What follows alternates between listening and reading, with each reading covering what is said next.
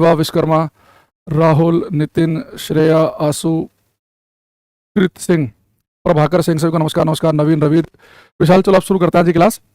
देखो last class में मैंने आपसे कहा था कि भाई एक तो आप पिछली जितनी क्लासेस पढ़ाई हैं उन सबको पढ़ के आना। हमें पता चल गया है कि अगर कोई ऑब्जेक्ट एक कांस्टेंट स्पीड से नियत चाल से भाग रहा है, कांस्टेंट स्पीड से नियत चाल से, तो इसका मतलब क्या है? मान लो कि किसी ऑब्जेक्ट की स्पीड है फिक्स 12 किलोमीटर पर घंटा, तो मुझे इसका मतलब पता है कि ये ऑब्जेक्ट हर घंटे 12 किलोमीटर दूर जाएगा। अगर स्पीड 60 किलोमीटर पर घंटा है तो हर घंटे 60 किलोमीटर जाएगा। हमें यह भी पता है कि कांस्टेंट वेलोसिटी का मतलब क्या है? नियत वेग का। मान लो कि कांस्टेंट वेलोसिटी नियत वेग है 20 किलोमीटर पर घंटा ईस्ट डायरेक्शन में, तो इसका मतलब है कि अगर वेलोसिटी कांस्टेंट है कि ऑब्जेक्ट हर घंटे 20 किलोमीटर दूर जाएगा लेकिन पूरब दिशा में, तो स्पीड ने मुझे केवल ये बताया कोई वस्तु कितना तेज चल रही है, वेग मुझे बताएगा कोई वस्तु कितना तेज चल रही है और किस दिशा में चल रही है। फिर मैंने आपसे कहा था कि कांस्टेंट एक्सेलरेशन, इसका मतलब क्या होता है? मान लो कोई ऑब्जेक्ट है, उसका कांस्टेंट एक्सेलरेशन है, नियत त्वरण है, और बेटा त्वरण मान लो कितना है? 6 मीटर पर सेकंड स्क्वायर। तो इसका मतलब यह है कि अगर एक्सेलरेशन 6 है तो हर सेकंड स्पीड 6 बढ़ेगी या 6 घटेगी। तो मैंने कहा था कि स्पीड बढ़ती कब है? तो अगर वेलोसिटी वेग की दिशा में ही वस्तु एक्सेलरेट करे, वेग की वेलोसिटी की दिशा में ही वस्तु का त्वरण एक्सेलरेशन हो, तो हर सेकंड स्पीड बढ़ेगी कितनी? यहाँ पे 6। अगर वेलोसिटी के अपोजिट डायरेक्शन में एक्सेलरेशन होगा तो हर सेकंड स्पीड 6 घटेगी। तो एक्सेलरेशन मुझे ये बताता है कि अगर एक्सेलरेशन 9 है तो हर सेकंड स्पीड 9 बढ़ेगी या हर सेकंड 9 ही घटेगी। तो ये हमारे पास में कुछ बातें मैंने आपको बताई थी। आज हम इनसे आगे बढ़ेंगे और क्लास में धीरे धीरे हम न्यूमेरिकल की तरफ मूव करने वाले हैं। ठीक है सर, स्ट्रेट लाइन हमेशा कांस्टेंट वेलोसिटी से ही चला जाता है। अजय कुमार भाई, समझ में नहीं आया क्या पूछ रहे हो आप? ठीक है, चलो अब अगले में एक क्वेश्चन से स्टार्ट करते हैं। एक क्वेश्चन है आपके सामने, क्वेश्चन नंबर 17। देखते हैं कौन बच्चा इसका आंसर देगा। इसके लिए मनीष चौहान जी आप नोटिफिकेशन पढ़ना, जब नोटिफिकेशन निकलता है ना उसमें सारी बातें लिखी होती हैं। ठीक है, डिटेल्ड में नोटिफिकेशन पढ़ो, पता चल जाएगा। इसमें लिखा है according to the given velocity time graph the object, दिए गए वेग समय ग्राफ के अनुसार। तो बेटा एक वेग और समय का ग्राफ आपको दे रखा है, वेलोसिटी और टाइम का, वेग और समय का ग्राफ। तो इसने कहा कि ये ग्राफ आपको क्या बता रहा है? तो एक में कह रहा है कि ऑब्जेक्ट हमें बता रहा है कि वस्तु एक समान वेग से चल रही है, एक में कह रहा है कि इसके पास शुरुआत में कुछ प्रारंभिक वेग है, एक में कह रहा है कि वस्तु प्रारंभिक वेग के साथ समान रूप से चल रही है, एक में कह रहा है कि वस्तु रेस्ट पर है, विराम अवस्था में है। ये आपको करना है। समर्पित का पहला आंसर है, पहले ही गलत है। श्रीनाथ का भी गलत है, मिस रिया का भी गलत है, नवीन का भी गलत, मनीष कुमार सिंह का गलत, शशिकांत यादव का गलत, सुभा भगत का गलत। भाई क्या हो गया आप लोगों को? मैंने कितनी बार आपसे कहा कि जैसे आप ग्राफ देखते हो भाई आप ऑप्शन की फील लेकर आंसर क्यों देते हो? एक बच्चे का अभी तक ठीक आंसर नहीं आया। मैंने इतनी बार बताया भाई आपको जैसी ग्राफ दिखे आप तुरंत ऑप्शन मत देखा करो। अभी तक साफिक राजा का ठीक है, पूरी क्लास में सबका गलत है। नहीं तो मैंने क्या कहा था आपसे, जैसे कोई ग्राफ आपको दिखे उस पर आप 2 पॉइंट ले लो। जो बच्चा 2 पॉइंट लेकर क्वेश्चन करेगा ना उसे दिखेगा कि बहुत आसान क्वेश्चन है। देखो अब आपने 2 पॉइंट लिए, पहले पॉइंट से एक लाइन डालो एक्स एक्सिस पे, एक डालो वाई पे, दूसरे पॉइंट से एक लाइन डालो एक्स एक्सिस पे, एक डालो वाई पे। तो आपको क्या दिख रहा है? एक्स एक्सिस पे क्या लिखा है? टाइम, तो टाइम बदल गया, 2 से 3 बज गए। वाई पे क्या लिखा है? वेलोसिटी वेग, तो यहाँ पे भी वेग भी तो बदल गया, 2 कट लग रहे हैं, तो 2 से 3 बजे टाइम बदला तो वेलोसिटी वेग भी बदल गया। आप लोग ए ऑप्शन पे टिक लगा जा रहे हैं कि वस्तु एक समान वेग से चल रही है। एक समान वेग से तो चल ही नहीं रही है वो, उसकी वेलोसिटी, उसका वेग तो लगातार बढ़ता जा रहा है। एक हिमांशु का ठीक था अभी तक। ए वाले तो ए लिखना बंद करो बेटा। ये हमें पता क्या बता रही है कि जब टाइम 0 है ना कि स्टार्टिंग में इनिशियली वस्तु के पास कुछ प्रारंभिक वेग है, लेकिन वो प्रारंभिक वेग जो है बेटा वो एक समान नहीं है, वो प्रारंभिक वेग लगातार बढ़ता जा रहा है। मुझे केवल ये पता चल रहा है इस ग्राफ से कि वस्तु के पास कुछ इनिशियल वेलोसिटी यानी कि शुरुआत जो है उसने यहां से नहीं की 0 वेलोसिटी से, शुरुआत में भी ठीक टाइम 0 पर भी उसके पास मान लो 0 लिखा है, 2 मीटर पर सेकंड की वेलोसिटी है, पर वेलोसिटी लगातार बढ़ती जा रही है। 2 बजे वेलोसिटी इतनी थी, 3 बजे बढ़ के इतनी हो गई है। तो ये ग्राफ केवल मुझे बता रहा है कि वस्तु के पास में कुछ इनिशियल वेलोसिटी है। भाई अगर एक चीज बताओ, अगर यहाँ पे लिखा होता पोजीशन, स्थिति, यहां पर लिखा होता समय, तो फिर तो आप कहते सर समय के साथ पोजीशन बदल रही है, वस्तु अभी यहां पर अभी कहीं और चली गई, समय के साथ पोजीशन बदल गया, बिल्कुल स्ट्रेट लाइन ग्राफ है। अगर पोजीशन यहां लिखा हो, टाइम यहां लिखा होता तो फिर ये एक ही स्पीड का ग्राफ तब बनता है। लेकिन यहां लिखा है वेलोसिटी, यहां लिखा है टाइम, यानी कि वेलोसिटी तो लगातार बढ़ती जा रही है।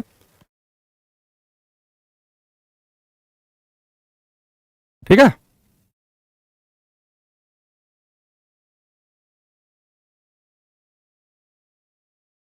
आगे बात समझ में? तो इसका जो है आंसर है वो बी ऑप्शन बनेगा।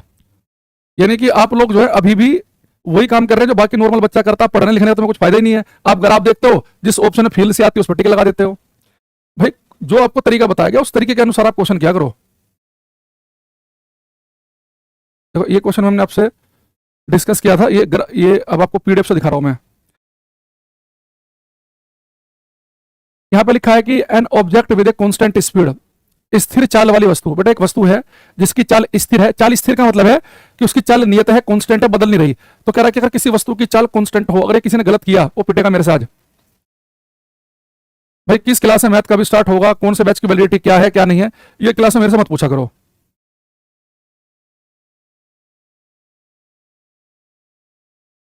इसने लिखा है कि स्थिर चाल वाली वस्तु, an object with a constant speed, स्थिर चाल वाली वस्तु कह रहा है कि इज ऑलवेज एक्सेलरेटेड। जैसे आपने पढ़ा कि एक वस्तु की स्थिर चाल है, यानी वो एक ही स्पीड से भाग रही है, तो कह रहा है कि स्थिर चाल वाली वस्तु। तो बेटा आप एक बताओ, एक्सेलरेशन के मैंने आपको तीन मतलब बताए थे। मैंने आपसे कहा था कि एक्सेलरेशन तब होगा वस्तु की स्पीड बढ़े, घटे या डायरेक्शन बदले।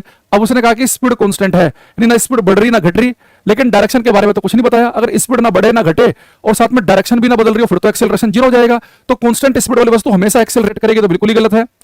वो एक्सेलरेट नहीं करेगी, ये भी गलत है। भाई स्पीड भले कांस्टेंट है, हो सकता है कि उसकी डायरेक्शन बदल रही हो। अगर किसी वस्तु की स्पीड कांस्टेंट है तो उसकी गति त्वरित गति हो सकती है, ये मैंने आपको बता रखा है। इसका आंसर बनेगा सी ऑप्शन। लेकिन कुछ बच्चे ऐसे हैं जो डी आंसर बता रहे हैं और साथ में लगातार, कुछ बच्चे ऐसे हैं जो डी आंसर बता रहे हैं और साथ में लगातार उस पर डी लिखते भी जा रहे हैं। जो इनका आंसर गलत बता रहा है ना, उन्हें पीछे कोई कॉन्सेप्ट क्लियर नहीं हुए हैं, उनका केवल सिलेबस पूरा हो रहा है, वो केवल लिख रहे हैं, उन्हें समझ में कुछ नहीं आ रहा। आप लोग इतने मूर्ख हो, इसमें लिखा है कि अगर वस्तु की स्पीड कांस्टेंट है तो कह रहा है कि उसका वेग भी नियत होगा। भाई एक चीज बताओ, वेलोसिटी कांस्टेंट कब होती है? मैं कम से कम 20 बार लिख रहा हूं क्लास में। भाई वेलोसिटी कांस्टेंट कब होती है? वेलोसिटी होती है speed into direction, speed into direction. वेग होता है चाल इनटू दिशा। तो मैंने कहा था भैया आपकी स्पीड कांस्टेंट तब होगी, स्पीड कांस्टेंट तब होती है, सॉरी वेलोसिटी वेग कांस्टेंट तब होता है जब ना स्पीड बदले ना ही डायरेक्शन। अब उसने कहा कि स्पीड तो नहीं बदल रही, स्पीड कांस्टेंट है, डायरेक्शन के बारे में तो उसने कुछ कहा ही नहीं। और मैंने इस क्लास में आपको एक नोट लिखवा रखा है, अपने पन्ने पलट के देखो, उसमें लिखा हुआ है कि अगर स्पीड कांस्टेंट है तो वेलोसिटी कांस्टेंट हो भी सकती है और नहीं भी। भैया अगर स्पीड कांस्टेंट है तो वेलोसिटी कांस्टेंट कब होगी? अगर डायरेक्शन भी ना बदल रही हो, और वेलोसिटी कांस्टेंट नहीं रहेगी अगर डायरेक्शन बदल रही हो। तो स्पीड कांस्टेंट है, स्पीड के बारे में तो मुझे बता दिया, लेकिन दिशा के बारे में बताया ही नहीं है। अगर स्पीड नहीं बदल रही हो, डायरेक्शन भी ना बदल रही हो, फिर तो वेलोसिटी कांस्टेंट हो जाएगी। स्पीड नहीं बदल रही, क्या पता डायरेक्शन बदल रही हो, फिर वेलोसिटी कांस्टेंट रहेगी नहीं। मैंने आपको बोला था साफ साफ, स्पीड का कांस्टेंट होना वेलोसिटी के कांस्टेंट होने की शर्त नहीं है। चाल का नियत होना वेग के नियत होने की शर्त नहीं है। स्पीड अगर कांस्टेंट है तो वेलोसिटी कांस्टेंट हो भी सकती है और नहीं भी। स्पीड अगर कांस्टेंट है तो वस्तु के पास एक्सेलरेशन हो भी सकता है और नहीं भी। अब मुझे लग रहा है कि मैं फर्जी मेहनत कर रहा हूं तुम लोगों के साथ। तुम्हें बस एक बार कोई पॉइंट बता दिया, अब आपने पढ़ा नहीं पढ़ा वो मुझे आपके ऊपर छोड़ देना चाहिए। एनर्जी वेस्ट करना सुबह सुबह आके खाली पेट, तुम्हें करना गलती है, तो क्या फायदा ऐसे का? एक और मूर्ख आ गया, सिलेबस कब तक होगा? मतलब ऐसे ऐसे बच्चे आते हैं ना, पढ़ने लिखने से कोई मतलब नहीं है, कब होगा कब नहीं होगा। पढ़ना लिखना एक पैसे का नहीं है, और होशियारी पूरी झाड़ेंगे क्लास में आके। सबसे पहली क्लास में मैंने आपको बताया कि कितने लेक्चर होंगे, क्या क्या सिलेबस है, लेकिन इतने बुद्धिहीन है इन्हें कुछ याद ही नहीं रहता। अगर हमने आपको बताया है पहली क्लास में भैया 90-95 लेक्चर होंगे, तो क्या 95 लेक्चर हो गए? नहीं हुए, जब हो जाएंगे तो हो जाएगा सिलेबस खत्म। लेकिन पढ़ना हो तो रहे ना चीज, पढ़ना है नहीं बस आके क्लास के नंबर गिनने हैं कितने हो गए हैं। एक प्रभात सा के ये भी दिमाग से पैदल है, एक ही लाइन बार बार लिखे जा रहा है। जब टीचर भाई नहीं रिप्लाई कर रहा, क्यों लिख रहे हो तुम एक ही बार बार बात? एक से एक धुरंधर आते हैं क्लास में। एक तो तुम आते यार क्लास क्वेश्चन इतने गलत करते हो ना, तुम टीचर का मूड वैसे खराब कर देते हो। ये चीज अब तुम्हें बता रखी, क्यों गलत करी तुमने? ये नहीं पढ़ाया तुम्हें हमने ये बात, ये कि अगर किसी वस्तु की स्पीड चालनीयत है, अगर स्पीड कांस्टेंट है तो वेलोसिटी कांस्टेंट हो भी सकती है और नहीं भी। क्योंकि वेलोसिटी कांस्टेंट होती कब है आपको इतना नहीं पता चल रहा है। वेलोसिटी कांस्टेंट तब होती है ना स्पीड बदले ना ही डायरेक्शन बदले। स्पीड तो नहीं बदल रही, डायरेक्शन के बारे में तो कुछ बताया नहीं है उसने आपको। तो अगर स्पीड कांस्टेंट है तो वेलोसिटी कांस्टेंट तब होगी जब डायरेक्शन भी ना बदल रही हो, और अगर डायरेक्शन बदल रही होगी तो नहीं रहेगी। तो दोनों संभावनाएं हैं, ये डी बताए जा रहे हो क्लास में। एक कोई बच्चा ए ही बता रहा है कि स्पीड कांस्टेंट है तो वस्तु हमेशा एक्सेलरेट ही करेगी। भैया स्पीड कांस्टेंट है तो हमेशा एक्सेलरेट नहीं करेगी। स्पीड अगर कांस्टेंट है तो एक्सेलरेट कर सकती है अगर डायरेक्शन बदल रही होगी। दोनों लाइनें बता रखी हैं। जो बच्चा नोट्स बना रहा है उसे पता होगा, जो खाली मोबाइल चला के बैठ जाता है कि कपिल शर्मा का शो चल रहा है, अपना मोबाइल चलाई, 1 घंटा क्लास देखी, कल को फिर आ गए, फिर बाद में क्या करेंगे? नौकरी नहीं लगी, हमारी किस्मत खराब है, मैं हिंदी मीडियम से हूँ, मैं साइंस बैकग्राउंड का नहीं हूँ, मेरे माता पिताजी ने मुझे सरकारी स्कूल में पढ़ाया है। फिर हमने बहाने गिन रखे हैं। अगर और कुछ भी नहीं बहाना मिला तो मेरी ताई ने कुछ करवा दिया है, पड़ोसी हमारे से जलते हैं, नजर लग गई है, ये हमने बहाने ढूंढ रखे हैं। पढ़ेंगे लिखेंगे है नहीं। अब 2-3 क्वेश्चन और आएंगे और मुंह उठा के मत आंसर देना, इनका जो तरीका बताया उससे देना है।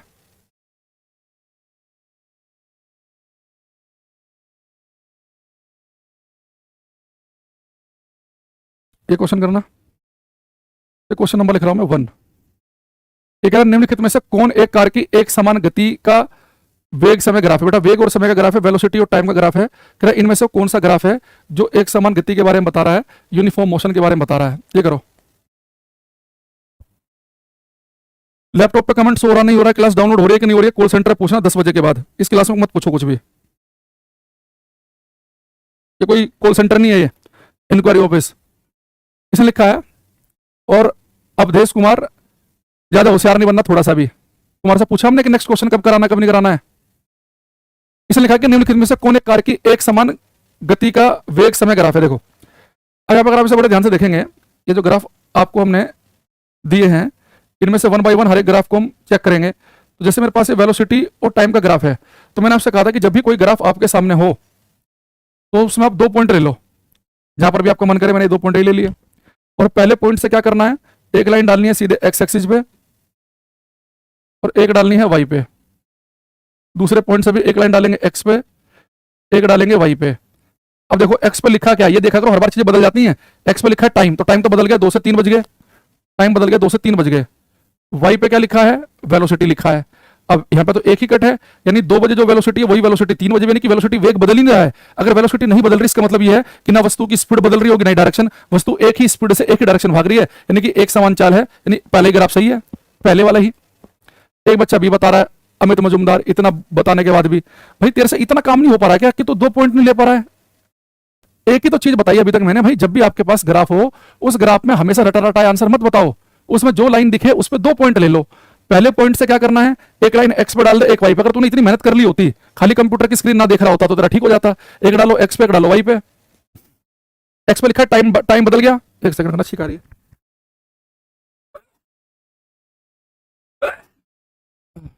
सॉरी। तो टाइम बदल गया, वाई पे लिखा है वेलोसिटी, तो वेलोसिटी भी बदल गई। 2 बजे वेलोसिटी मान लो 20 मीटर पर सेकंड है, 3 बजे होगी 40 मीटर पर सेकंड। तो एक समान गति ग्राफ है, वेलोसिटी तो लगातार बढ़ती जा रही है।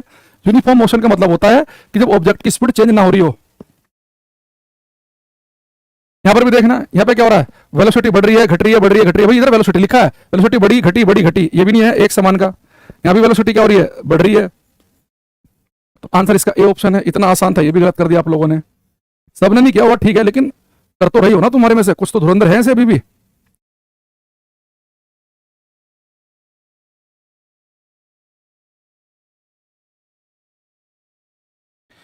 एक क्वेश्चन ये है हमारे पास में, भाई इंपॉर्टेंट भी है ये। क्वेश्चन नंबर 1,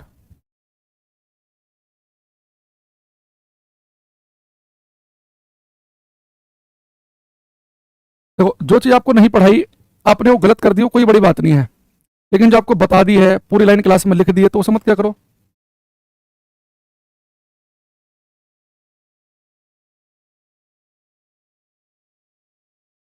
एक बच्चा कह रहा है सर आपसे और काजलम से पढ़कर वीओडी बैच से पढ़कर बीपीएससी टीचर में दोनों सिस्टर हो गई हैं, हमारे पेरेंट्स से समाज वाले जल रहे हैं, अब हमारा बारी है। भाई ये पता नहीं क्या, एक हम क्या करते हैं, जैसे मान लो घर में हमने कुछ अच्छा काम कर लिया तो हमें ऐसा लगता है कि सब लोग हमारे से जलने लगे हैं। भाई ये मानसिकता बाहर निकालो कि जलने लगे हैं। हमें क्या लगता है कि मान लो हमने एसी भी लगवा लिया घर में, तो अपने मन से अपने मन में बैठा लेंगे कि पड़ोसी हमारे से जल रहे हैं, या पड़ोसी कोई मतलब ना हो, बस वो देख रहा है भाई, जैसे क्यूरियोसिटी होती है, हाँ भाई कोई सामान आया किसी घर में, कह रहे जल रहे हैं। यह देखिए, देखना, इसने कहा कि एक कार आधी दूरी 20 मीटर पर सेकंड की चाल से और शेष आधी दूरी 30 मीटर पर सेकंड की चाल से चलती है, कार की औसत चाल क्या है? ठीक है, अब यहां देखना, ये कॉन्सेप्ट समझना आप, इससे फिर मैं कई क्वेश्चन पूछूंगा आपसे। ये क्वेश्चन आता है बच्चों से गलत कराने के लिए, जैसे बहुत सारे बच्चे इसका आंसर बी ऑप्शन दे रहे होंगे, उन सबका गलत हो जाएगा। ये बेटा हमारे पास में उसने कहा है कि एक कार जो है वो आधी दूरी कितनी स्पीड से चल रही है, 20 मीटर पर सेकंड से। तो आधी दूरी चली है 20 मीटर पर सेकंड से और आधी दूरी चली है 30 मीटर पर सेकंड की स्पीड से। तो ये आधी दूरी है d/2 20 की स्पीड से और आधी दूरी जो है वो चली है 30 की स्पीड से। तो कह रहा है कि आप ये बताओ कि एवरेज स्पीड क्या होगी। तो बहुत सारे बच्चे करते क्या हैं, ये 20 और 30 को जोड़ के 2 से भाग कर देंगे, उनका गलत हो जाएगा। अच्छा, बहुत सारे क्या कर रहे हैं, इसका जो आंसर बच्चा ए दे रहा है या डी दे रहा है, समझ जाओ कि उनका लॉजिक भी बेकार है। सबसे पहले आपको ए ऑप्शन और डी ऑप्शन को बाहर करना था। तो एक चीज बताओ, आपकी गाड़ी लगातार 20 और 30 से भाग रही है, आप 20 और 30 से भाग रहे हैं, तो भाई आपका एवरेज जीरो कैसे आ जाएगा? एक चीज बताओ, जब जीरो का मतलब क्या है, एवरेज जीरो का मतलब यह कि आपकी गाड़ी तो लगातार रुकी ही रही। एक चीज बताओ, अगर मैं आपसे कहता हूं कि मैं एक दिन रोटी खाता हूं 4 रोटी, एक दिन 6 रोटी खाता हूं, किस दिन 4 खाता हूं, किस दिन 6 खाता हूं, तो मैं ऑन एन एवरेज कितनी रोटी खाता हूं? आप ये कह दोगे आप रोटी खाते ही ना हो, भाई मैं कभी 4 खा रहा हूं, कभी 6 खा रहा हूं। बेटा एवरेज हमेशा पता क्या होता है, आप इस लॉजिक को ध्यान रखना, एवरेज हमेशा क्या होता है कि जो छोटा नंबर है उससे तो बड़ा होगा एवरेज, और बड़े नंबर से होगा छोटा। यानी अगर आप कभी कुछ दूरी भाग रहे हैं 20 की स्पीड से, कुछ भाग रहे हैं 30 की स्पीड से, तो जो एवरेज आएगा वो 20 से बड़ा आएगा और 30 से छोटा आएगा। तो आप एक चीज बताओ, आपका आंसर 20 से बड़ा होना चाहिए, आप 5 पे टिक क्यों लगा रहे हो, 0 पे टिक क्यों लगा रहे हो?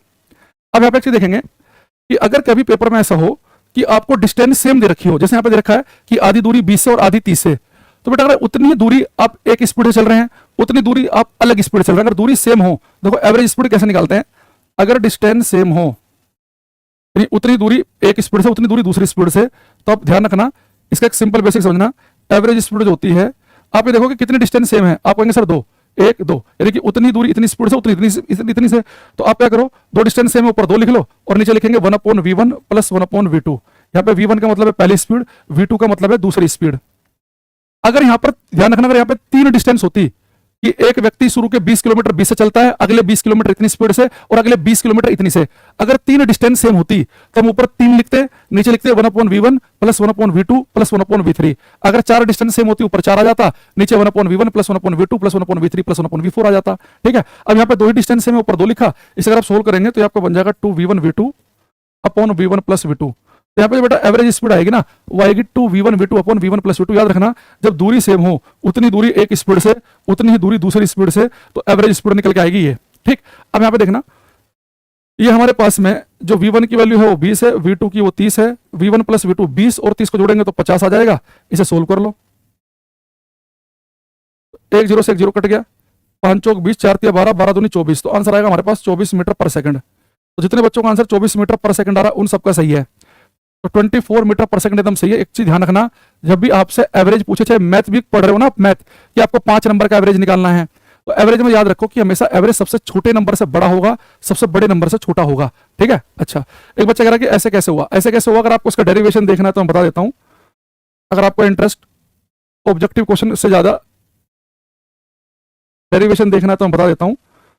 अगर आपको इंटरेस्ट ऑब्जेक्टिव क्वेश्चन से ज्यादा डेरिवेशन में, तो डेरिवेशन आप देख लो भाई, हालांकि किसी को जरूरत नहीं है, यहाँ पे लिखा है ए बी सी। देखो मान लो कि आपने उतनी दूरी, ये डी दूरी जो है ये आपने v1 स्पीड से चली और अगली उतनी ही दूरी आपने चली v2 स्पीड से, तो उनकी एवरेज स्पीड का फॉर्मूला कैसा आएगा? एक बच्चे को फॉर्मूला देखना कि आया कैसे। देखो एवरेज स्पीड क्या होती है भाई, बेसिक फॉर्मूला क्या होता है एवरेज स्पीड का, कुल दूरी बटे कुल समय, total distance upon total time, ये सबको पता।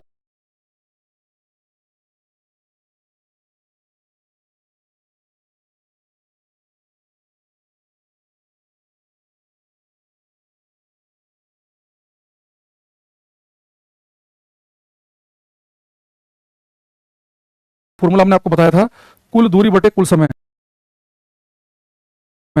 Total distance upon total time. यहां तक कोई आपत्ति किसी बच्चों को? आप कहेंगे जी नहीं, कुल दूरी बटे कुल समय। बेटा कुल दूरी कितनी है, डी दूरी ये चली, डी ये चली, टोटल दूरी कितनी होगी, डी प्लस डी 2d हो गई टोटल दूरी। समय कैसे निकलेगा?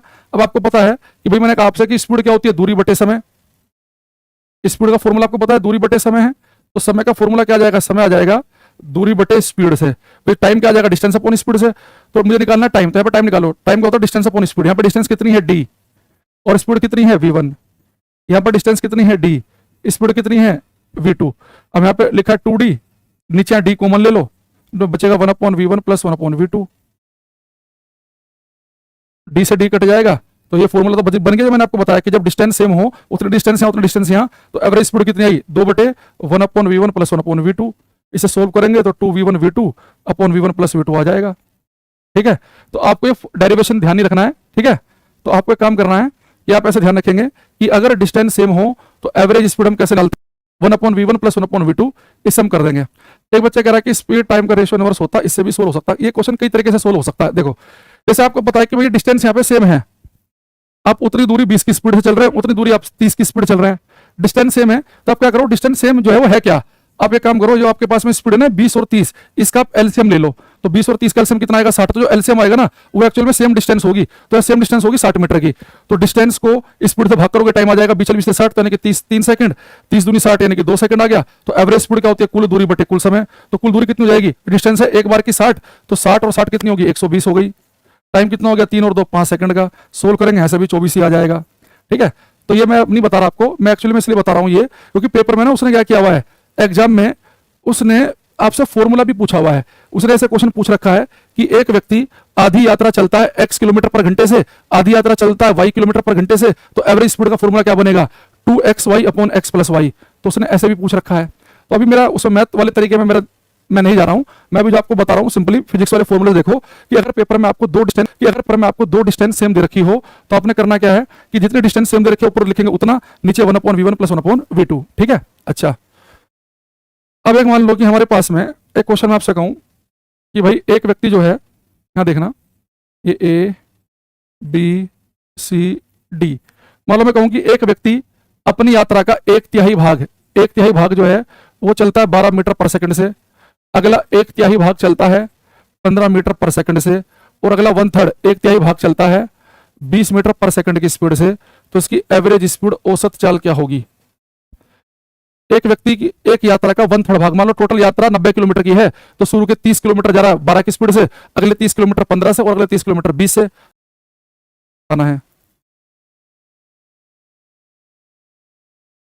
ये बच्चा कह रहा है सर आप मैथ से पढ़े हो क्या, मैथ से पढ़े हो, समझ में नहीं आया इसका क्या मतलब है भाई मैथ से पढ़े हो।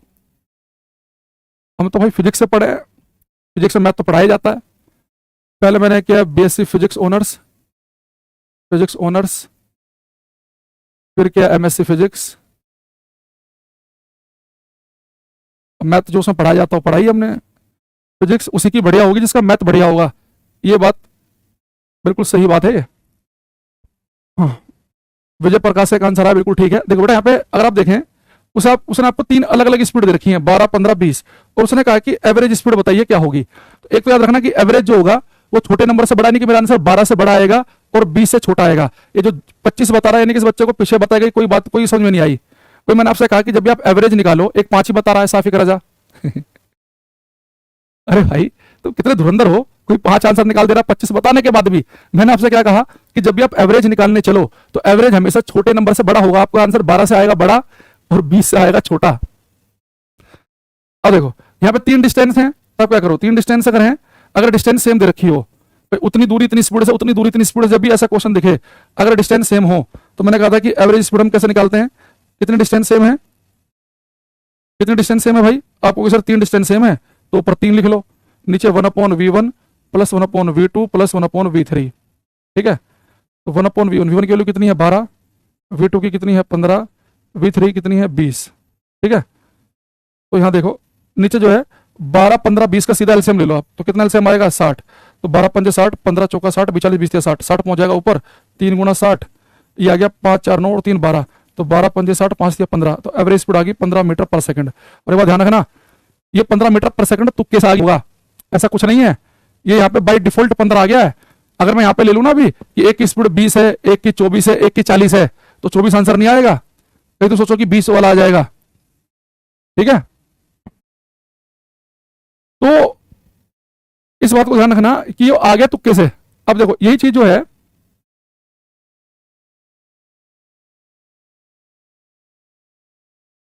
इसने लिखा कि सर एक क्वेश्चन आता है कि साउंड वेव क्या कैरी करती है, air particle, dust particle, energy ना। भाई देखो कोई भी जो वेव होती है ना, वो वेव जब आगे बढ़ रही होती है तो एनर्जी को कैरी कर रही होती है, वो एनर्जी मोमेंटम, वो पार्टिकल कैरी नहीं कर रही होती है। ठीक है, चलो अगले बात में एक क्वेश्चन देखो, ये एनसीईआरटी का क्वेश्चन है। उसने कहा कि अब्दुल अपने घर से स्कूल जाता है 40 मीटर पर सेकंड की स्पीड से, और स्कूल से घर वापस आता है 60 मीटर पर सेकंड की स्पीड। समय घर से स्कूल अब्दुल की स्पीड है 40 मीटर पर सेकंड और आते समय स्पीड है 60 मीटर पर सेकंड। इसकी एवरेज स्पीड औसत चाल क्या होगी, ये आपको बताना है। अरे नवीन भाई फॉर्मूला बनाने की जरूरत नहीं है, 3 वाले में सीधा सोल्व कर लो, फॉर्मूला बनाओगे तो बहुत टाइम खराब होगा।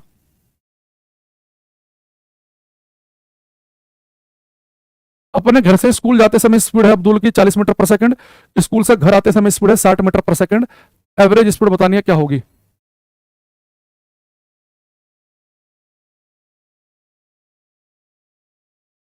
भाई को बिहारी 0 आंसर दे रहा है इसका, भाई एवरेज स्पीड पूछिए मैंने। ये बच्चा कह रहा मन सिंह कह रहा अब्दुल बॉम्ब लेने गया है। भाई कितने बेवकूफ बच्चे हैं क्लास में, एक 24 ही बता रहा है भाई। यार तुम क्या धुरंधर बच्चे हो, कोई 0 बता रहा है, कोई 24 बता रहा है। अरे एवरेज स्पीड पूछिए, औसत चाल, एवरेज वेलोसिटी, वेग नहीं पूछा है मैंने।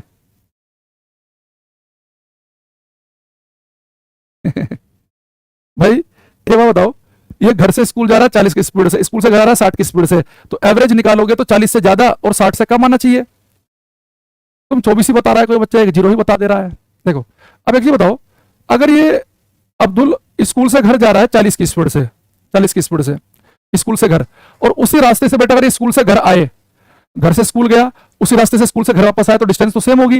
वही अब आपके घर से स्कूल की दूरी 5 किलोमीटर की है, अगर उसी रास्ते से वापस आओगे तो आते समय तो दूरी 5 ही किलोमीटर होगी। यानी उतनी दूरी इसने 40 की स्पीड से तय की, उतनी दूरी 60 की स्पीड से तय की, यानी यहाँ पर डिस्टेंस क्या है, सेम। देखो डिस्टेंस सेम जो है ना, वो आपको पेपर में पकड़नी पड़ेगी। वो डिस्टेंस सेम को कैसे कैसे देगा कि जाते समय स्पीड इतनी, उसी रास्ते से आते समय स्पीड इतनी, या यात्रा का आधा भाग इतनी स्पीड से, आधा भाग इतनी स्पीड से, या शुरू के 50 किलोमीटर इतनी स्पीड से, अगले 50 किलोमीटर इतनी स्पीड से। तो डिस्टेंस सेम आपको ढूंढनी पड़ेगी, है कि नहीं है।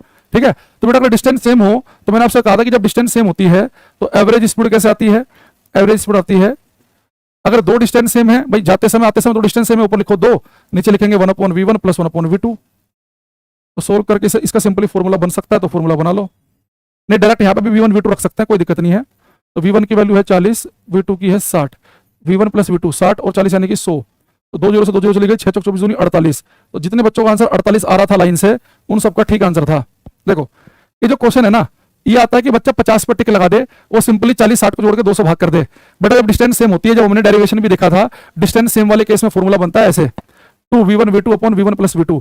तो डिस्टेंस सेम है, ये क्वेश्चन कैसे कैसे दिख सकता है आपको कि एक व्यक्ति यात्रा का आधा भाग इतनी स्पीड से, आधा भाग इतनी स्पीड से, आधा यानी कि सेम, जाते समय स्पीड इतनी, आते समय स्पीड इतनी। तो आंसर कितना बनेगा, 48। अब अगला क्वेश्चन थोड़ा ध्यान से करना बेटा। एक व्यक्ति जो है शुरुआत के 3 घंटे, शुरू के 3 घंटे 12 मीटर पर सेकंड की स्पीड से चलता है, और अगले 3 घंटे जो है उसकी स्पीड घट के हो जाती है 9 मीटर पर सेकंड। तो एक व्यक्ति पहले 3 घंटे जा रहा है 12 मीटर पर सेकंड से, अगले 3 घंटे जा रहा है 9 मीटर पर सेकंड से, तो आपको बताना है कि एवरेज स्पीड क्या होगी।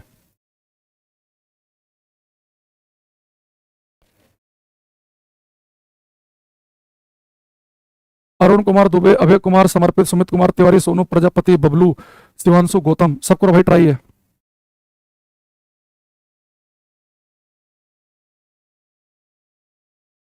सर हमने आपको कई बार जय भीम लिखा, आपने रिप्लाई क्यों नहीं किया। जय भीम भाई, जय भीम। आंसर दो क्वेश्चन का। अभय कुमार कह रहे हैं कि 2ab upon a plus b, distance same. हाँ डिस्टेंस अगर सेम है दो वाले केस में तो सीधा फॉर्मूला याद कर सकते हैं। अभिजीत कुमार रोशन ने एक आंसर हमें दिया है, देखो भाई आप एक चीज देखना बेटा, अब आप ना एक रटने वाले प्रोसेस में चले गए। अब यहाँ पे देखो आपको डिस्टेंस सेम थोड़े ने दे रखा है, जो पहले वाला तरीका अपना रहे हो, यहाँ पे टाइम सेम है, भाई डिस्टेंस सेम नहीं है। मैंने कहा कि शुरू के 3 घंटे आप इतनी स्पीड से चले, अगले 3 घंटे इतनी स्पीड से चले, मैंने आपको डिस्टेंस तो सेम दिया ही नहीं है, यहाँ तो टाइम सेम दे रखा है कि पहले 3 घंटे इतनी स्पीड से, अगले 3 घंटे इतनी स्पीड से। देखो अगर टाइम सेम दे रखा हो तो एवरेज स्पीड हम कैसे निकालते हैं, एवरेज स्पीड फिर निकलती है बेटा सिंपल एवरेज, दोनों स्पीड को जोड़ के 2 से भाग कर दो। तो जब सिंपल एवरेज होता है ना कि 3 स्पीड है तो जोड़ के 3 से भाग कर देंगे, 2 है तो जोड़ के 2 से भाग कर दो, तो सीधा हमारा आंसर आ जाएगा 12 प्लस 9/2। तो 12 9 कितना हो गया, 20 21/2, तो 21/2 यानी कि आंसर आ जाएगा हमारा 10.5 मीटर पर सेकंड। तो जितने बच्चों का आंसर यहाँ पर 10.5 मीटर पर सेकंड आया है, जैसे अभय कुमार जैसे बच्चों का उनका ठीक है, तो 10.2 10.28 लिख रहे हैं, कर रहे हैं 2v1 v2 upon v1 plus v2 से। यानी कि बच्चे ध्यान नहीं दे रहे हैं, क्वेश्चन में बोला क्या गया है, उसने थोड़े ना कहा है कि आप पहले 3 किलोमीटर इतनी स्पीड से गए, अगले 3 किलोमीटर इतनी स्पीड से, डिस्टेंस सेम है नहीं है, तो क्या सेम दे रखा है, टाइम सेम दे रखा है। तो जब टाइम सेम दे रखा हो तो फिर एवरेज स्पीड आती है सिंपल एवरेज से, v1 प्लस v2/2। हालांकि टाइम सेम वाला क्वेश्चन के चांस कम होते हैं, क्योंकि ये क्वेश्चन जो बच्चा पढ़ के गया वो भी ठीक करेगा कि अच्छा भाई टाइम सेम दे रखा है तो दोनों स्पीड जोड़ के 2 से भाग कर दो। जो पढ़ के नहीं गया है, जो तुक्केबाज है, वो भी ऐसे ही करेगा, दोनों स्पीड को जोड़ के 2 से भाग कर देगा। तो पेपर में एक्चुअल में डिस्टेंस सेम वाला क्वेश्चन ज्यादा पूछता है, ताकि जो रटने वाले हैं जो पढ़ने वाले हैं उनमें फर्क किया जा सके। ठीक है, तो अगर आपका आंसर 10.5 आ रहा है तो ठीक है, बाकी जो 10.2 10.24 10.28 निकाल रहे हैं वो सब अभी भी पिछले वाले दौर में ही घूम रहे हैं, इसलिए उनका हो गया गलत। ठीक है, आगे बात समझ में, अरे हाँ है ना। चलो अब जैसे बार बार मैं बोल रहा हूँ, बाकी हम पूरे मैकेनिक्स में आगे पढ़ेंगे पढ़ेंगे पढ़ेंगे, आपको चीजें क्लियर होती रहेंगी। शुरुआत में हो सकता है कि थोड़ा समय लगता है, समय उन्हें लगता है शुरुआत में ज्यादा, जो पहले से बैठा लेते हैं कि मेरे से न्यूमेरिकल नहीं होते हैं, मेरा फिजिक्स कमजोर है, मैं साइंस बैकग्राउंड का नहीं हूँ, जिन्होंने अपने दिमाग को ये सिग्नल भेज रखे हैं, दिक्कत केवल उन्हें आएगी।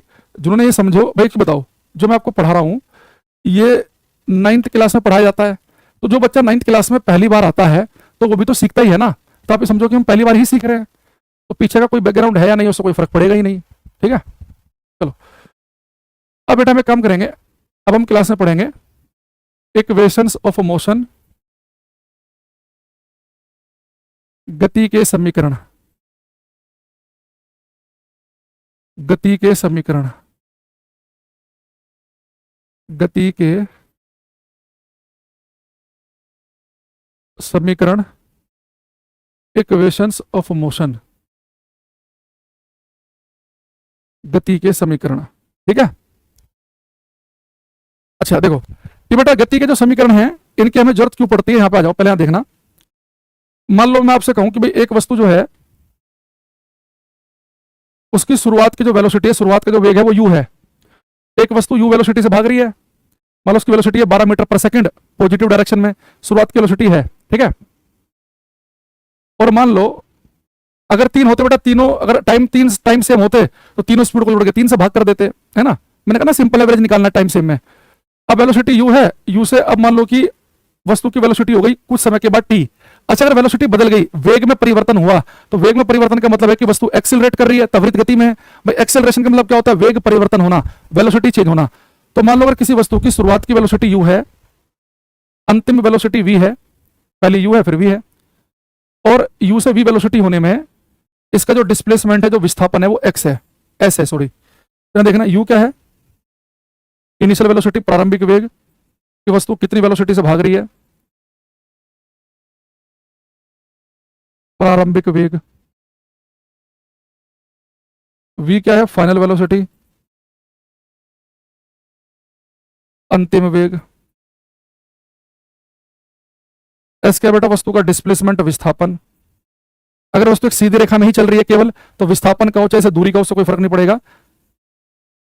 वैसे है ये फॉर्मूले में डिस्प्लेसमेंट विस्थापन। यह है बेटा कांस्टेंट एक्सेलरेशन, नियत त्वरण। कांस्टेंट एक्सेलरेशन का मतलब है कि अगर एक्सेलरेशन 5 है तो हर सेकंड स्पीड 5 ही बढ़ेगी या 5 ही घटेगी, ऐसा नहीं होगा कि कभी स्पीड 5 बढ़ गई, कभी 2 बढ़ गई, कभी बढ़ी नहीं। तो कांस्टेंट एक्सेलरेशन का मतलब है कि जितना भी चेंज आएगा वो फिक्स होगा। स्पीड है तो हर सेकंड 5 ही बढ़ेगी या 8 ही बढ़ेगी, वो फिक्स है, नियत त्वरण। और टी तो आपको पता ही टाइम है। ठीक है,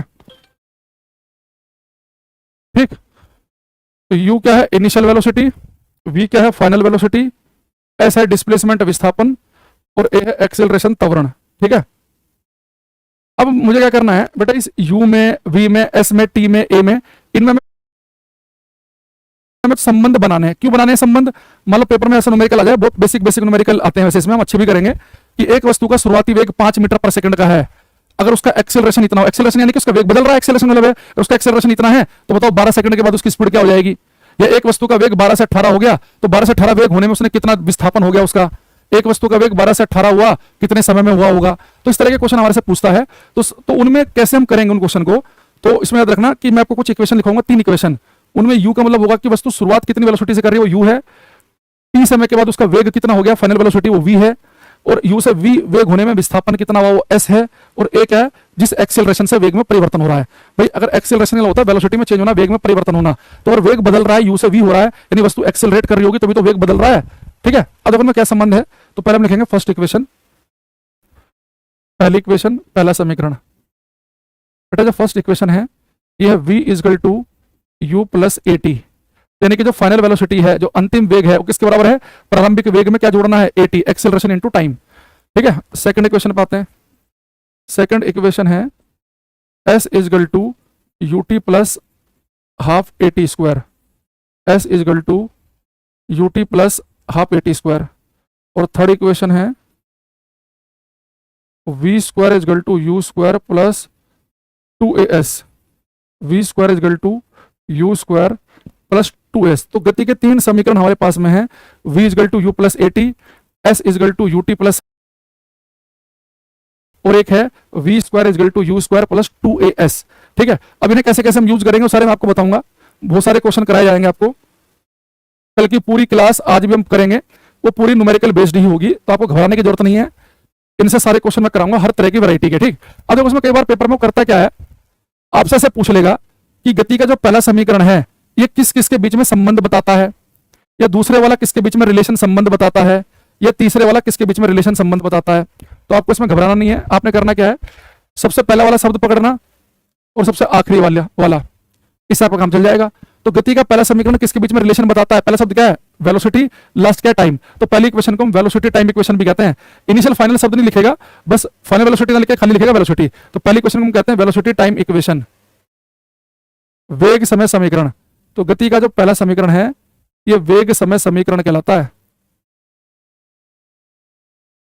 अच्छा, दूसरे वाला किसके बीच में संबंध बताता है, बेटा पहला शब्द क्या है, डिस्प्लेसमेंट और विस्थापन, आखिरी वाला है टाइम। तो दूसरे वाला संबंध बताता है डिस्प्लेसमेंट टाइम में, विस्थापन समय में, डिस्प्लेसमेंट टाइम। अच्छा, डिस्प्लेसमेंट को ना हम पोजीशन भी कहते हैं, तो पोजीशन टाइम इक्वेशन भी कह सकता है वो। तो दूसरे वाले को हम कहते हैं विस्थापन समय समीकरण। तो विस्थापन की जगह पोजीशन स्थिति भी लिख सकता है, स्थिति समय समीकरण। तीसरे वाला आप मुझे बताओ कि गति का तीसरा समीकरण किस किस के बीच में संबंध बता रहा है, बताओ। पहला शब्द पकड़ना और लास्ट वाला पकड़ना है।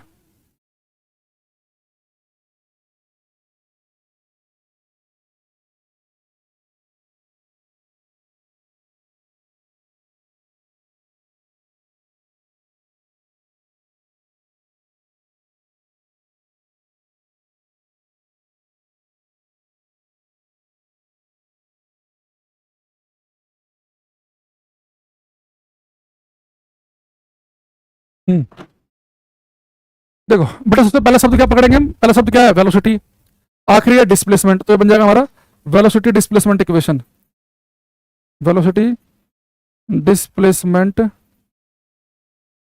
इक्वेशन, वेग समय समीकरण, वेग समय समीकरण, ठीक है। अब देखो बहुत सारे बच्चों के साथ दिक्कत क्या आती है, उन्हें समझना। पहले मैं यहाँ पे एक बार आ जाता हूं। एक है हमारे पास v is equal to u plus a t, इन्हें रट लो। s is equal to u t plus half a t square, और एक है v square is equal to u square plus 2as। अब बहुत सारे बच्चों के साथ में दिक्कत ये आती है कि सर कौन सी इक्वेशन कब यूज करें, उन्हें ये समझ में नहीं आता। क्वेश्चन पढ़ लेंगे, हिंदी में गलत लिख दिया। अच्छा, वेग विस्थापन लिखा है, सॉरी, वेग विस्थापन समीकरण, वेग विस्थापन समीकरण।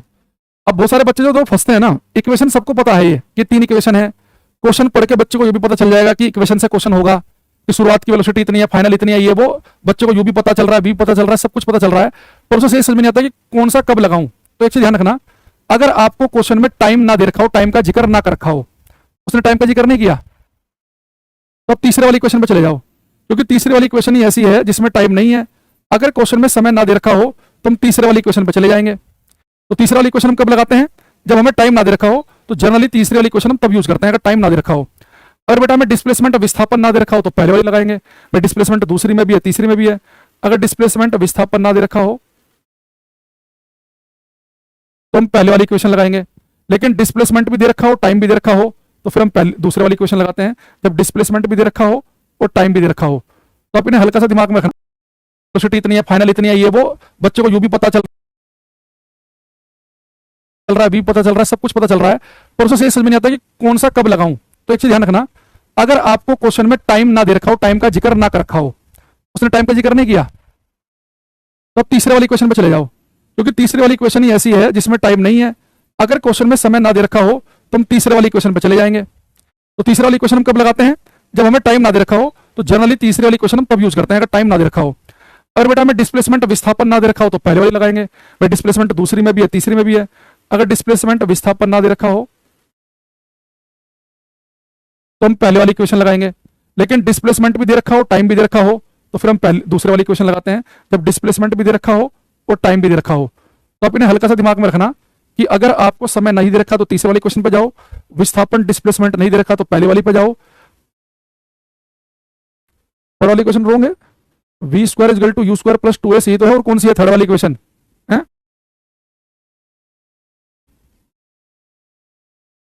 अमरेश कुमार कह रहे हैं थर्ड इक्वेशन रॉन्ग है। आपने अपने घर में बनाई है कोई तीसरी इक्वेशन, हमें बताओ कौन सी है नहीं, कि आपने न्यूटन की थ्योरी फेल करके अपने घर में कोई नई इक्वेशन बनाई हो तो बताओ भाई हमें, कौन सी इक्वेशन बनाई आपने। कह रहे जी तीसरी वाली इक्वेशन गलत है। ठीक है, तो बेटा डिस्प्लेसमेंट और टाइम दोनों दे रखा हो तो सेकंड वाली इक्वेशन लगा देंगे हम। ठीक, अच्छा एक बात और देखना सभी, एक हमने फॉर्मूला पढ़ा था बेटा दूरी निकालने का, दूरी बराबर चाल गुना समय, और एक दूरी निकालने का फॉर्मूला ये भी है भाई, अगर आप एक सीधी रेखा में चल रहे हो तो दूरी विस्थापन एक ही बात होती है, UT plus half a t square. तो थोड़ा सा फर्क समझने की कोशिश करना, ये मैंने आपको पहले ही बताया है कि दूरी बराबर चाल गुना समय, ये फॉर्मूला हम तब लगाते हैं अगर कोई वस्तु की वेलोसिटी कांस्टेंट हो, एक ही वेग से भाग रही हो। कांस्टेंट वेलोसिटी है नियत वेग, यानी वस्तु की वेलोसिटी में कोई चेंज नहीं है, तो ये वाली इक्वेशन लगाते हैं। ये s is equal to u t plus half a t square हम कब लगाते हैं, जब बेटा वस्तु कांस्टेंट एक्सेलरेशन से भाग रही हो, उसके पास एक्सेलरेशन हो, यानी उसके वेग में परिवर्तन हो, वेग कांस्टेंट ना हो। तो अगर कोई वस्तु कांस्टेंट वेलोसिटी से चले यानी कि उसका एक्सेलरेशन जीरो हो, जब वस्तु के पास एक्सेलरेट करेगी नहीं, एक्सेलरेशन जीरो हो गया, तो ये तो आ गया दूरी बराबर चाल गुना समय। तो दूरी बराबर चाल गुना समय कब लगाते हैं हम, अगर वस्तु का त्वरण शून्य हो, यानी वो एक ही वेलोसिटी से भाग रही हो।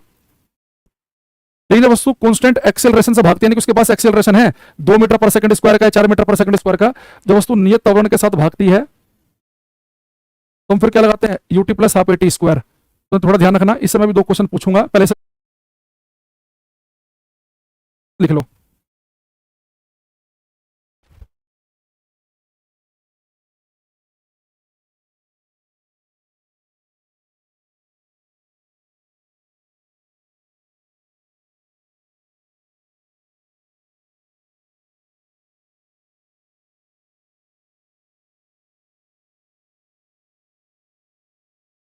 क्वेश्चन नंबर 13 करना।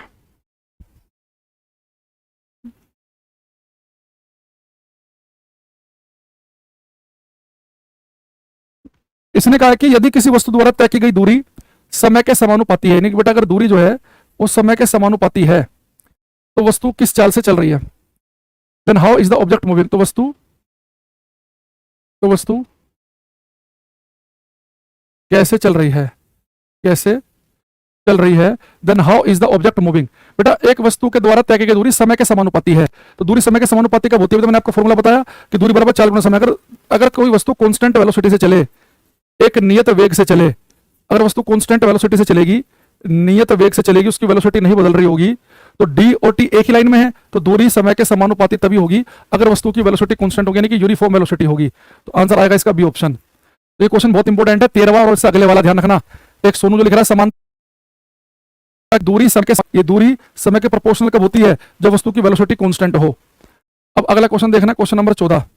ये कह रहा है कि यदि एक दृढ़ पिंड समय के वर्ग के अनुपात में दूरी तय करता है, बेटा कह रहा है कि दूरी जो है ना, डिस्टेंस जो है, अगर वो समय के वर्ग के समानुपाती हो तो पिंड का त्वरण क्या होगा। तो देखो मैंने आपको बताया था कि s इक्वल टू होता है UT plus half a t square. अब मान लो बेटा कोई वस्तु रेस्ट से चलना शुरू करती है विराम अवस्था से, विराम अवस्था का मतलब है कि शुरुआत का वेग उसका जीरो है, तो यानी कि s किसके बराबर आ गया, हाफ ए टी स्क्वायर के। और आपको पता है कि हाफ तो न्यूमेरिकल वैल्यू तो फिक्स है, और अगर एक एक्सेलरेशन कांस्टेंट हो तो ये दूरी या विस्थापन जो है समय के स्क्वायर के समानुपाती हो जाएगा। तो दूरी समय के स्क्वायर के समानुपाती तब होगी अगर वस्तु का एक्सेलरेशन कांस्टेंट हो। तो वस्तु एक फिक्स एक्सेलरेशन से चलती है तो यानी कि दूरी समय के स्क्वायर के समानुपाती कब होती है, जब एक्सेलरेशन कांस्टेंट होता है। एक्सेलरेशन कांस्टेंट का मतलब है अगर एक्सेलरेशन 4 मीटर पर सेकंड स्क्वायर तो 4 ही है, तो कांस्टेंट एक्सेलरेशन होगा तो दूरी समय के वर्ग के समानुपाती होगी। लेकिन जब वेलोसिटी कांस्टेंट होगी तो दूरी समय के समानुपाती। तो चली गई दूरी टाइम के प्रोपोर्शनल है, तो यानी कि वेलोसिटी नहीं बदल रही है, एक फिक्स वेलोसिटी है। लेकिन अगर दूरी समय के वर्ग के समानुपाती का है, यानी कि एक्सेलरेशन फिक्स है, एक्सेलरेशन में चेंज नहीं आ रहा है। अगर एक्सेलरेशन 3 है तो हर सेकंड स्पीड 3 ही बढ़ रही है या 3 ही स्पीड घट रही है, जबकि पिछले वाले में स्पीड घटेगी ना बढ़ेगी, क्योंकि दूरी समय के समानुपाती में वेलोसिटी होनी चाहिए यूनिफॉर्म। दोनों क्वेश्चन समझ रहे हो आप, इन्हें साथ साथ लिख लेना कि उसने चली गई दूरी समय के समान, कोई फर्क कोई परिवर्तन नहीं होगा, वेलोसिटी कांस्टेंट होगी। लेकिन दूरी समय के वर्ग के समानुपाती होगी तो फिर एक्सेलरेशन कांस्टेंट होगा। कितने बच्चों का 13-14 क्वेश्चन समझ में आया? अगर समझ में आया तो वाई लिखेंगे, नहीं आया तो एन लिखेंगे। बताओ ये कई बार रिपीट हो चुके हैं भाई क्वेश्चन।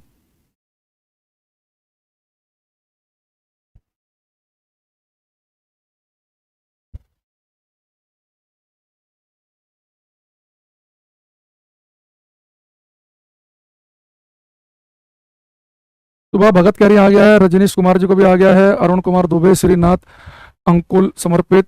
क्वेश्चन नंबर 14 मानव कह रहे नहीं आया है, एक सोनू को नहीं आया, बाकी मिस रिया, दुबे जी एस कुमार को आ गया है, अरविंद कह रहा 14वां नहीं आया। देखो 14वें में दिक्कत आ रही है, यहाँ देखो बेटा बताओ, मैंने आपको बताया था कि s इजगल टू है ut plus half a t square, एक है बेटा v is equal to u plus a t, एक है v square is equal to u square plus 2as। ये बेटा तीनों जो इक्वेशन है ना, ये तीनों इक्वेशन तभी काम करती हैं कि जब वस्तु एक्सेलरेट कर रही हो, त्वरित गति में हो, यानी उसकी वेलोसिटी में चेंज हो।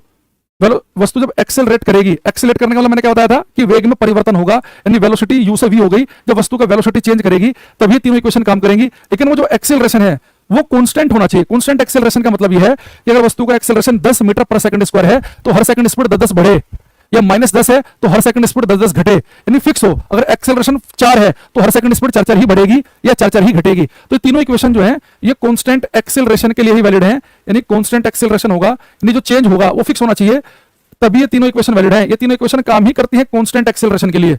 हमारे सिलेबस में है ही कांस्टेंट एक्सेलरेशन, यानी हमें पढ़ना ही वो है जब एक्सेलरेशन फिक्स है कि एक्सेलरेशन 9 है तो हर सेकंड स्पीड 9 बढ़ेगी, एक्सेलरेशन -9 है तो हर सेकंड स्पीड 9 घटेगी। तो कांस्टेंट एक्सेलरेशन के लिए इक्वेशन है। अब यहां देखना, अगर आप एक सीधी रेखा में चल रहे हो तो दूरी विस्थापन की बात होती है, तो बेटा दूरी जो है वो समय के वर्ग के टाइम के स्क्वायर के समानुपाती कब है, ये भी एक्सेलरेशन क्या हो, कांस्टेंट। तो मैंने तो कहा अगर पेपर में आ जाए कि एक वस्तु के द्वारा चली गई दूरी, जो जितनी दूरी तय कर रहा है वो दूरी समय के वर्ग के समानुपाती है, तो यानी कि ऐसा कब होगा जब एक्सेलरेशन ना बदल रहा हो। लेकिन दूरी समय के समानुपाती, वर्ग नहीं केवल समय के समानुपाती कब होगी, जब वेलोसिटी वेग ना बदल रहा हो। तो अगर वस्तु का वेलोसिटी बदल नहीं रही है, एक यूनिफॉर्म वेलोसिटी है 25 मीटर पर सेकंड की, वस्तु हर सेकंड 25 मीटर जा रही है, अगर वस्तु की वेलोसिटी नहीं बदल रही तो चली गई दूरी समय के समानुपाती होगी। इसका मतलब पता क्या है, इसका मतलब यह है कि चली गई दूरी समय के समानुपाती, डिस्टेंस टाइम के प्रोपोर्शनल होगी। इसका मतलब यह है कि मान लो कि एक वस्तु की वेलोसिटी वेग में कोई चेंज नहीं है, तो दूरी समय के समानुपाती का मतलब यह है कि अगर आपने टाइम पहले से दुगुना ले लिया तो चली गई दूरी भी दुगुनी हो जाएगी, टाइम पहले से आपने 4 गुना लिया तो चली गई दूरी भी 4 गुना हो जाएगी। लेकिन जब एक्सेलरेशन कांस्टेंट है तो दूरी समय के वर्ग के समानुपाती है, तो दूरी क्या हो जाएगी फिर, अगर टाइम आपने दुगुना लिया तो 2 का स्क्वायर 4, तो चली गई दूरी पहले से 4 गुना हो जाएगी। यानी पहले घंटे में जितनी दूरी चली अगले फिर 1 घंटा और लेंगे तो मतलब टोटल 2 घंटे में कितनी दूरी होगी, पहले की 4 गुना।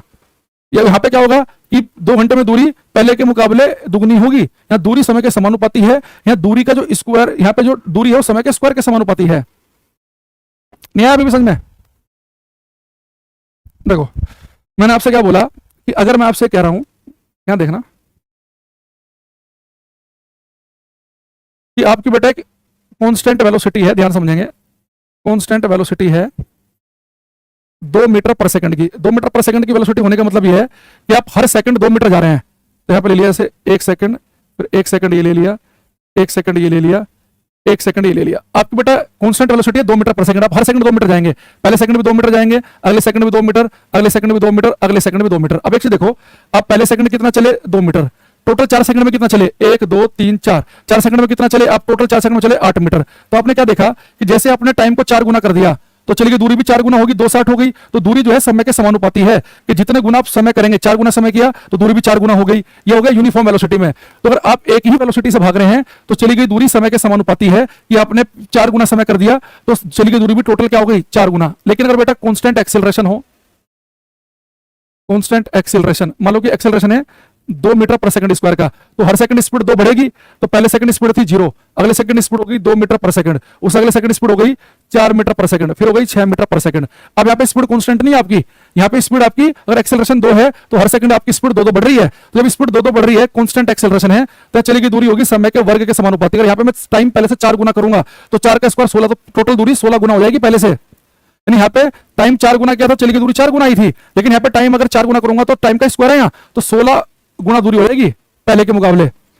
तो इतना बस आपको ध्यान रखना है कि अगर वो पेपर में कह दे कि एक वस्तु एक ही वेलोसिटी से भाग रही है, एक ही वेग से भाग रही है, तो चली गई दूरी समय के समानुपाती होगी, जितने गुना समय होगा दूरी उतनी ही गुना होगी।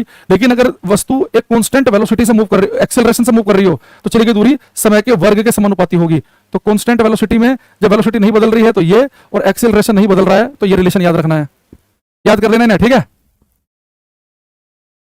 चलो बाकी मैं से कल न्यूमेरिकल कराऊंगा तो आपको और बढ़िया समझ में आ जाएगा। तो आज के लिए हम इतना ही रखते हैं, बाकी कल देखेंगे। तो इक्वेशन देखकर आना और याद रखना कि डिस्टेंस टाइम के प्रोपोर्शनल, जितने गुना समय होगा टोटल चली गई दूरी भी उतनी गुना होगी, यानी कि जब वेलोसिटी ना बदल रही हो, लेकिन दूरी समय के वर्ग के समानुपाती होगी जब एक्सेलरेशन फिक्स होगा, ठीक है। तो आज के इतना ही, good morning, bye, take care, bye everyone.